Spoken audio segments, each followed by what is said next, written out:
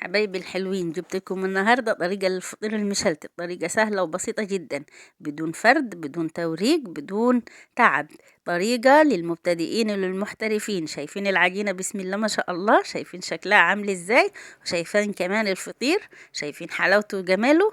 كيلو ونص دقيق عملت منه فطيرة حجم كبير وأربعة حجم وسط. شايفين حلاوة الفطير وشايفين الطراوة بتاعته يا جماعة. هنعرف كمان التسوية بتاعته لأنها عامل أساسي في نجاح الفطير. يلا نشوف عملنا الفطير الحلو ده ازاي، ونعمل لايكات ومشاركة مع أصحابنا لو عجبنا الفيديو. بسم الله ونصلي ونسلم على رسول الله عليها أفضل الصلاة والسلام. معايا كيلو ونص دقيق أبيض متعدد الاستخدامات، ومعلقة صغيرة ممسوحة من الملح، ومعلقتين كبار من السكر. لو حابة تزودي على معلقتين براحتك، حابة تقللي أو ما تضيفيش سكر خالص مفيش مشاكل. نزلت كده بالملح والسكر على 3 كوبايات من المية وهدوبهم كويس. أنا بحب أدوب السكر يا جماعة، ما بحبش أنزل بيه على الدقيق وأضيف عليه المية وأعجنه، لأني مهما عجنا في العجينة برضو بحس فيه حبيبات كده من السكر بارزة من العجين احنا وبنعمل الفطير. فده بيخلي يعني ده عامل أساسي بيخلي الفطير يقطع مننا.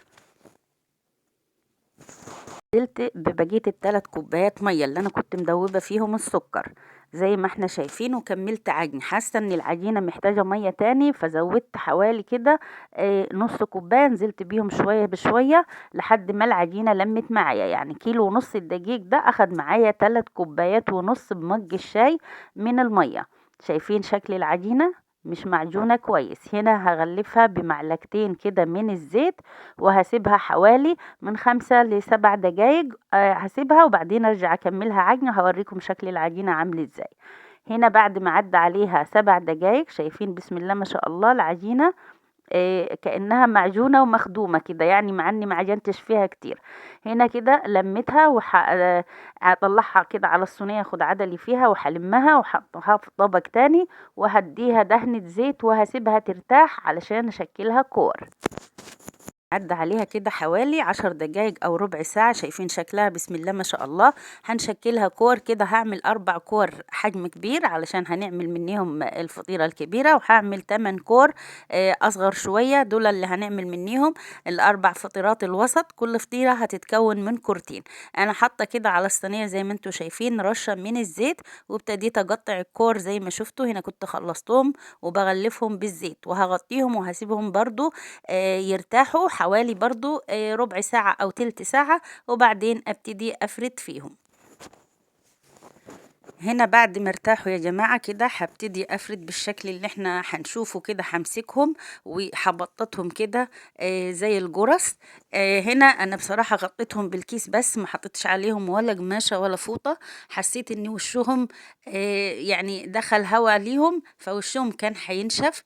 بس الحمد لله يعني عملته طلع فطير حلو كويس. هتشوفوه معايا كده في نهاية الفيديو.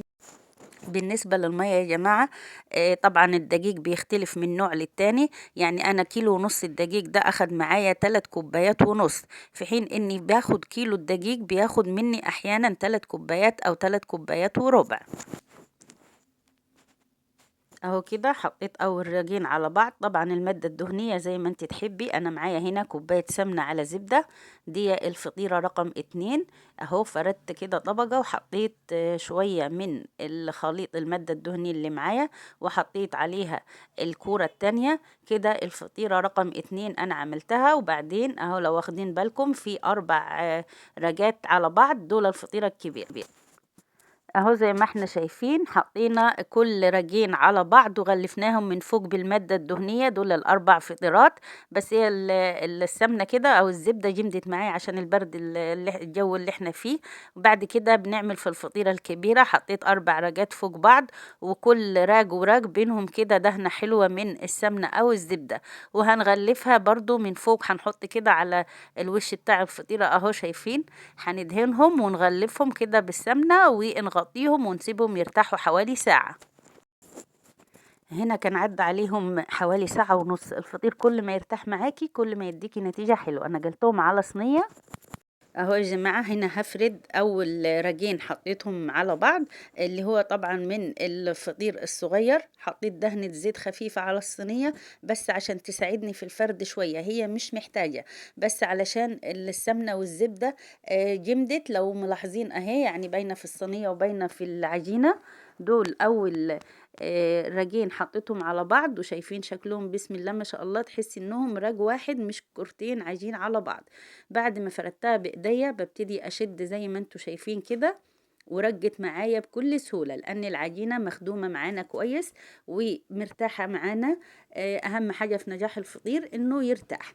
بعد كده ابتديت اطبقها بالشكل اللي احنا شايفينه، كل كده ناحية بجيبها على الناحية التانية اهو زي ما احنا شايفين كده. وبعدين هلمها على شكل كورة وهحطها في صينية مدهونة زيت. هنا حطيت ايديا كده في السمنة بعد ما دفتها علشان تسيح معايا، واديتها دهنة خفيفة عشان برضو تساعدني كده وانا بلم العجينة. حطيتها هنا في الصينية مدهونة دهنة زيت خفيفة، وهغطيها بكيس واسيبها ترتاح. طبعا هنا بفرد في اكبر واحدة يا جماعة، اللي هم من 4 رجات العجين على بعض. انا فردت الفطير الصغير، الاربع فطرات فردتهم وسبتهم كده في الصواني يرتاحوا. زي ما احنا شايفين كده بناخد من النص لبره، بناخد من النص لبره، يعني بنوسع دايرة العجين زي ما احنا شايفين كده. من نجاح الفطير انه كل ما يرتاح معاكي هيديكي نتيجة حلوة وما هيتعبكيش نهائي في الفرد. الطريقة دي طريقة سهلة وبسيطة للمبتدئين، يعني طريقة سهلة جدا جدا. جربي ولو في نص كيلو من الدقيق. انتي لو حابة تعمليه احجام صغيرة، اعملي كورة العجين في حجم وحدة اليوسفي، واعملي كل فطيرة 5 كور. اهو يا جماعة هنبتدي كده نشد العجينة من كل أطرافها لحد ما نفردها، ونفردها ونرجها خالص. اهو بالشكل اللي احنا شايفينه، شايفين شكلها بسم الله ما شاء الله، يعني كأنك بتفردي في ملاية مش عجينة. شايفين شكل العجينة يعني بالونات يا جماعة، شايفين اللهم صل على النبي شكلها عامل ازاي. خدوا جولة في القناة، عاملين الفطير بكذا طريقة. اهو زي ما احنا شايفين لمينا كل اطراف راجل الفطير اللي معانا وعملناها على شكل كورة زي ما احنا شايفين كده، على شكل سرة. وطبعا هحطها على صينية كبيرة مدهونة دهنة سمنة او دهنة زيت، وهنسيبها ترتاح ساعة. طبعا عدى على الفطير هنا حوالي ساعة ونص. جبنا أول واحدة ريحناها مع بعض وابتدينا كده نفردها. شايفين بالونات الهوا دي يا جماعة؟ ده أكبر دليل على إن الفطير ناجح معانا إن شاء الله وهينفخ معانا في الفرن. حطيت إيديا كده دهنة خفيفة في السمنة الدافية، وابتديت أفرد من نص العجينة لبره لحد ما اخلي سمك الفطيرة كله واحد. هنا وصلنا للفطيرة الكبيرة. طبعا أنا فردت الفطير الصغير مع نفسي عشان الفيديو ما يطولش عليكم. وبعد كده اهو زي ما احنا شايفين بنفرد من نص الكورة لبره، وبنركز كمان على أطراف الفطيرة، وبنحسس كده إن نشوف الفطيرة كلها سمكها يكون واحد، ما فيهاش حتة تخينة وحتة رفيعة، علشان نضمن سواها من كل ناحية. وبنفردها كده. لو انت حابة تضيفي على الوش قشطة يفضل قبل ما تدخليها الفرن. كده بعد ما فردتهم هسيبهم 5 دقايق، وبعدين هدخلهم الفرن على درجة حرارة عالية مع المتابعة المستمرة. الفطير لو دخل على درجة حرارة هادية بينشف معاكي وبيعضم وما بيطلعش حلو خالص.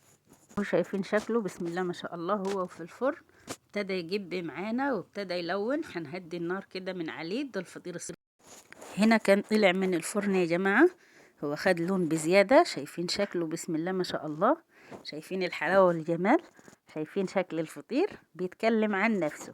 عملت الفطيرة دي وعملت ال4 فطيرات الصغيرين، دول باينين 3 عشان فيهم واحدة اتاكلت بألف هنا وشفا. شايفين طراوة الفطير يعني كان لسه طالع من الفرن وهدي حاجة بسيطة. شايفين الطراوة بتاعته. لو عجبكم الفيديو ما تنسوناش في اللايك والشير وكومنت حلو يا جماعة. هوريكم التوريقة بتاعته اهي. لو عجبكم يلا لايكات كتير ومشاركة مع اصحابكم. اشوفكم في الفيديو القادم ان شاء الله. سلام عليكم.